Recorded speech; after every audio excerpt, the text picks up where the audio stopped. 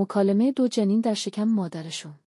اینجا خیلی امن، گرم و نرم است. کاش میشد همیشه اینجا باشیم. احساس میکنم داریم بزرگتر میشویم و جا برایمان تنگتر میشود. اصلاً چرا ما اینجا هستیم و چرا من دخترم و تو پسر؟ چون ما هم انرژی و هم فرکانس بودیم برای رشد و گسترش جهان با هم به اینجا آمدیم و جهان خلقت همیشه جفت‌هایی دارد که اگر خیلی به هم نزدیک و هم فرکانس باشند با هم میآیند. ما دو قلوهای غیر همسان هستیم، به خاطر این است که شما دختر و من پسر هستم. خیلی خوبه. ما خواهر و برادر هستیم. تو به زندگی بعد از زایمان اعتقاد داری؟ آره حتما. یه جایی هست که می توانیم راه برویم یا شاید هم با دهن چیزی بخوریم. امکان نداره.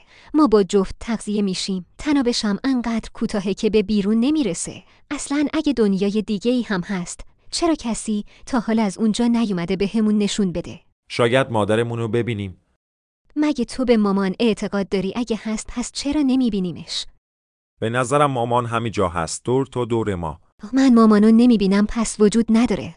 اگه ساکت باشی صداشو میشنوی و اگه خوب دقت کنی حضورشو حس میکنی. این مکالمه چقدر آشناست. تا حالا بودن خدا را اینجوری به همین سادگی حس نکردم.